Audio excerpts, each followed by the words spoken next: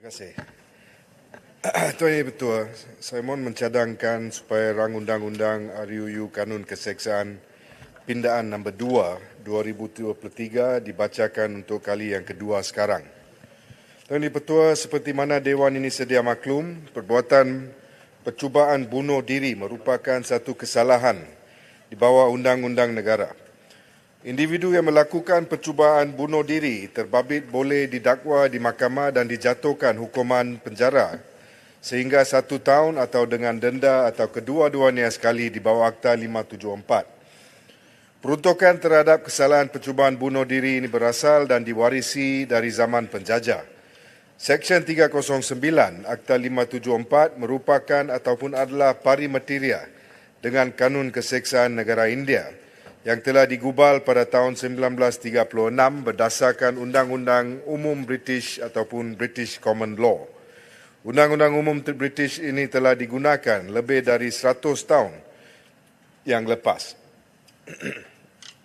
Cadangan untuk dekriminalisasi cubaan bunuh diri telah bermula sejak tahun 2018, di mana perkara ini dibawa untuk perhatian mesyuarat Majlis Penasihat Promosi Kesihatan Mental yang dipengerusikan oleh Yang Berhormat Menteri Kesihatan ketika itu. Seterusnya pada 13 Jun 2019, mesyuarat bagi membincangkan isu kesihatan mental Malaysia yang dipengerusikan oleh Yang Amat Berhormat Timbalan Perdana Menteri ketika itu telah bersetuju dengan cadangan dekriminalisasi cubaan bunuh diri. Satu kenyataan telah dikeluarkan bagi mengumumkan bahawa Jabatan Peguam Negara dipertanggungjawabkan untuk meneliti dan mengkaji secara mendalam cadangan dekriminalisasi cubaan bunuh diri. Beberapa sesi libat urus telah dilakukan bersama pihak kepentingan sejak tahun 2018 sehingga 2020 bagi meneliti isu-isu berkaitan. Kementerian Kesihatan telah menyokong cadangan untuk memansuhkan Seksyen 309 Akta 574 dengan memberikan input kepakaran dari aspek kesihatan mental. Hasil perbincangan dengan pihak berkepentingan telah mencapai kesepakatan untuk melaksanakan pemansuhan terhadap Seksyen 309 Akta 574 serta memperkukuhkan Akta Kesihatan Mental 2001, iaitu Akta 615.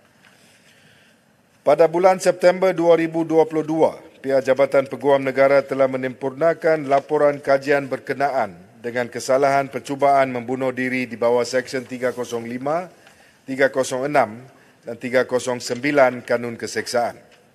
Kajian tersebut telah meneliti pendekatan yang diambil beberapa negara bagi menilai justifikasi dan implikasi pelaksanaannya dari segi perundangan. Selanjutnya, kajian tersebut telah mencadangkan pilihan pendekatan yang sesuai dan wajar untuk dilaksanakan di Malaysia serta cadangan pindaan kepada undang-undang yang berkaitan. Pada 5 hari bulan Januari 2023, saya telah mengadakan satu mesyuarat bagi mendapat maklum balas berhubung cadangan pemansuhan kesalahan percubaan membunuh diri yang melibatkan beberapa jabatan dan agensi kerajaan seperti berikut, iaitu Jabatan Peguam Negara, Kementerian Dalam Negeri, Kementerian Pembangunan Wanita, Keluarga dan Masyarakat, Kementerian Komunikasi dan Digital, Kementerian Kesihatan Malaysia, Polis Diraja Malaysia dan Jabatan Kebajikan Masyarakat. Mesyuarat telah memutuskan supaya bahagian ahliwan undang-undang Jabatan Perdana Menteri iaitu BAYU menerajui usaha menyajenayakan cubaan bunuh diri sebagai suatu kesalahan jenayah memandangkan pindaan kepada Kanun Keseksaan bukan di bawah bidang kuasa pihak Kementerian Kesihatan Malaysia. Dalam hal ini, pihak KKM akan membantu pihak BAYU kerana terdapat aspek-aspek kesihatan mental yang terlibat. Manakala pada 15 hari bulan Februari 2023, satu sesi libat urus telah diadakan oleh saya, BAYU dan KKM bersama pihak negara Singapura yang bertujuan bagi membincangkan dan bertukar pandangan berkenaan isu-isu perundangan dan penguatkuasaan yang berbangkit serta cabaran yang dihadapi dalam usaha menyajenayakan kesalahan cubaan membunuh diri di Singapura. Selanjutnya, beberapa siri mesyuarat juga telah diadakan bagi mendapatkan pandangan dan membincangkan secara lanjut mengenai cadangan pemansuhan kesalahan percubaan pembunuhan diri.